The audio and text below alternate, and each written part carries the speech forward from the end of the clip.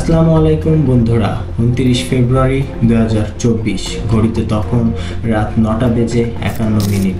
রাজধানীর বেইলি রোডে green cosy নামক বহুতল ভবনে কয়েকটি নামকরা রেস্তোরাঁয় মানুষ সারাদিনের কর্মব্যস্ততা সেরে নিশ্চিন্তে রাতের খাবার এবং আড্ডায় ব্যস্ত ছিল। অন্যান্য দিনের মতোই চারপাশের পরিবেশ ছিল স্বাভাবিক, কেউই তখন কোনো বিপদের আশঙ্কা করেনি। হঠাৎ ধোঁয়া দেখতে পায় রেস্তোরাঁ এবং রেস্তোরাঁর বাইরে থাকা মানুষেরা। কোনো কিছু বুঝে ওঠার আগেই একের পর এক বিস্ফোরণ হতে থাকে রেস্তোরাঁয় থাকা গ্যাস সিলিন্ডার। বিস্ফোরণের সাথে সাথে আগুন ছড়িয়ে পড়ে গোটা ভবনে। আতঙ্কে মানুষ ছোটাছুটি শুরু করে, তবে ভবনে ইমার্জেন্সি এক্সিট সিঁড়ি না থাকায় মানুষ চেষ্টা করেও বের হতে পারেনি। ফলশ্রুতি প্রাণ হারায় 45 জন এবং আহত হন 77 জন। ঘটনার পর জানা যায় ভবনের নিচতলার একটি চা কফির দোকান থেকে ইলেকট্রিক চোলার শর্ট সার্কিট থেকে আগুনের সূত্রপাত। সেখান থেকেই ধীরে ধীরে ছড়িয়ে পড়তে থাকে আগুন। একের পর এক সিলিন্ডার বিস্ফোরিত হলে আগুন মুহূর্তেই ছড়িয়ে পড়ে। বহুতল এই ভবনে তেমন কোনো অগ্নি নির্বাপকেরই ব্যবস্থা ছিল না এবং আগুন ছড়িয়ে পড়ার আগে রেস্তোরাঁর ভেতরে থাকা মানুষেরা কোনো ফায়ার অ্যালার্ম শুনতে পায়নি। এমন আরো ভয়াবহ অগ্নিকাণ্ডের ইতিহাস রয়েছে বাংলাদেশে। অ্যাকর্ডিং টু দৈনিক ইত্তেফাক, 2021 সালে সারা দেশে 22,222টি অগ্নিকাণ্ডের ঘটনা ঘটেছিল। ওই এক বছরে অগ্নিকাণ্ডের ঘটনায় মোট 330,15,33,190 টাকার অধিক ক্ষতি হয়। এসব অগ্নিকাণ্ডের ফলে 2,580 জন নিহত হন, আহত হন 11,999 জন। ফায়ার সার্ভিস অ্যান্ড সিভিল ডিফেন্সের সদর দপ্তর থেকে এ তথ্য প্রকাশিত করা হয়। এসব তথ্য থেকে বোঝাই যায় যে অগ্নিকাণ্ড কতটা ভয়াবহ এবং ক্ষয়ক্ষতি সম্পূর্ণ দুর্ঘটনা। তবে আজ আমাদের ভিডিওর বিষয় এটি নয়। আমাদের আজকের বিষয় অগ্নিকাণ্ডে আহতদের বর্তমানে আমাদের দেশের চিকিৎসার কি ব্যবস্থা রয়েছে তা নিয়ে। তবে তার আগে চলুন জানা যাক আরও একটি অগ্নিকাণ্ডের ঘটনা এবং সেই ঘটনায় আহতদের জন্য তৎকালীন চিকিৎসার কি ব্যবস্থা ছিল। 24 ডিসেম্বর 2021, রাত আনুমানিক 3টা। সুগন্ধা নদীতে ঢাকা থেকে ছেড়ে আসা বরগুনাগামী এমভি অভিযান 10 নামক লঞ্চে অগ্নিকাণ্ডের ঘটনা ঘটে। আগুনে দগ্ধ হয়ে নারী ও শিশুসহ 47 জন মানুষের মৃত্যু ঘটে এবং আহত হন 100 জনেরও বেশি। লঞ্চে আগুন কিভাবে লাগলো সেদিকে আজকে আর না যেয়ে চলুন দেখা যাক আহতদের জন্য কি চিকিৎসা ব্যবস্থা নেওয়া হয়েছিল। এই অগ্নিকাণ্ডে আহত হয় 100 জনেরও বেশি এবং প্রাথমিক অবস্থায় মৃত্যুর সংখ্যা ছিল মাত্র 37 জন। অগ্নিকাণ্ডের পর গুরুতর আহত 66 জনকে বরিশাল শেরে বাংলা মেডিকেল কলেজ হাসপাতালে ভর্তি করা হলেও বিভাগীয় ওই হসপিটালে 30 শয্যার বার্ন ইউনিটটি বন্ধ ছিল প্রায় 19 মাস আগ থেকেই। বার্ন ইউনিটটির একমাত্র চিকিৎসক এম.এ. আজাদের মৃত্যুর জন্যই বার্ন অ্যান্ড সার্জারি ইউনিটটি পুরোপুরি বন্ধ হয়ে যায়। পরে আর সেখানে নতুন করে কোনো চিকিৎসক পদায়ন করা হয়নি।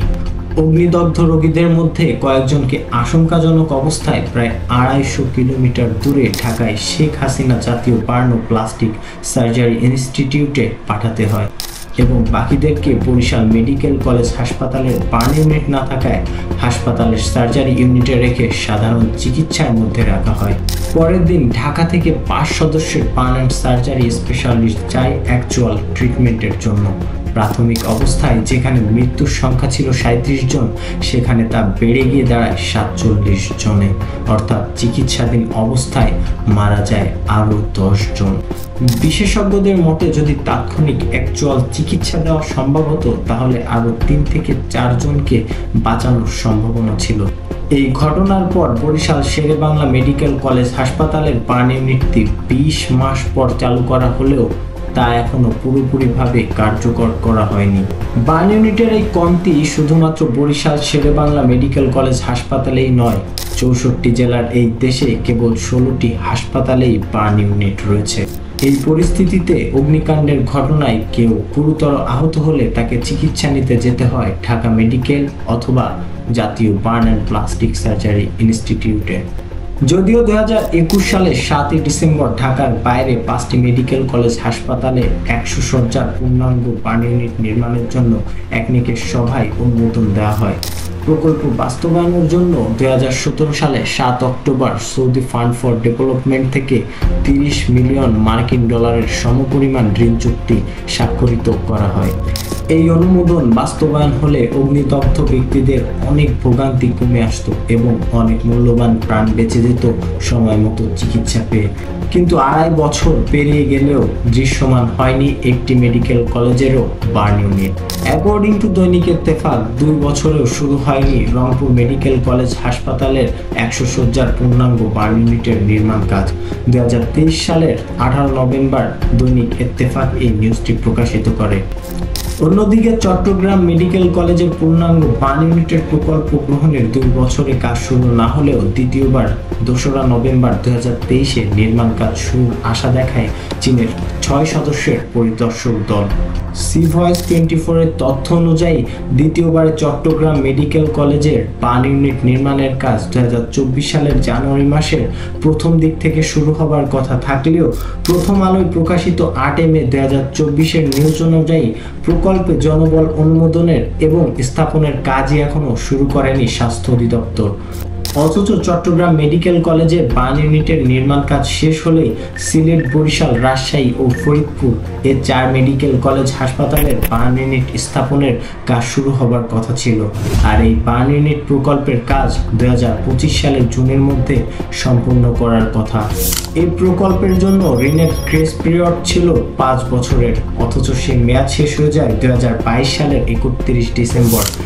ঋণের চুক্তিপত্রে স্বাক্ষরের পর প্রকল্পের ডিপিপি অনুমোদনের 4 বছর বেশি হয়ে যাওয়ায় গ্রেস পিরিয়ডের সুবিধা অনেকটাই কমে যায়। আর প্রকল্প বাস্তবায়নে বিলম্বিত হওয়ায় প্রকল্পের ব্যয়ও বেড়েছে অনেকটা। 2021 সালের 2রা সেপ্টেম্বর তৎকালীন স্বাস্থ্য ও পরিবার কল্যাণ মন্ত্রী জাহিদ মালেক সংসদে তার বক্তব্যে জানিয়েছিল, দেশের সব জেলার সদর হসপিটালে বার্ন ইউনিট স্থাপনের উদ্যোগ নেওয়া হয়েছে। কিন্তু 2.5 বছর পার হয়ে গেলেও সব জেলার সদর হসপিটালে এখনো বার্ন ইউনিট স্থাপন করা হয়নি। তো সমস্ত ইনফরমেশন থেকে বোঝাই যাচ্ছে এখনো অগ্নিদগ্ধ রোগীদের ভরসা ঢাকা মেডিকেল অথবা জাতীয় burn and plastic surgery institute. একনেকের অনুমোদনের 3 বছর পার হয়ে গেলেও কোনো আশার মুখ দেখেনি এই 5 বিভাগের কোনো মেডিকেল কলেজ হসপিটালের বার্ন ইউনিট, আর কমেনি ভোগান্তি অগ্নিদগ্ধ রোগীদের। তাই সরকারের দৃষ্টি আকর্ষণ করে বলতে চাই, আমাদের চিকিৎসা ব্যবস্থা আরও উন্নত এবং অনুমোদিত কাজগুলো দ্রুত বাস্তবায়ন করার জন্য। তো আজকের ভিডিও এই পর্যন্তই। ভিডিও ভালো লাগলে অবশ্যই পেজে ফলো দিয়ে পাশেই থাকবেন এমন সব ইনফরমেটিভ ভিডিও পাওয়ার জন্য। ধন্যবাদ।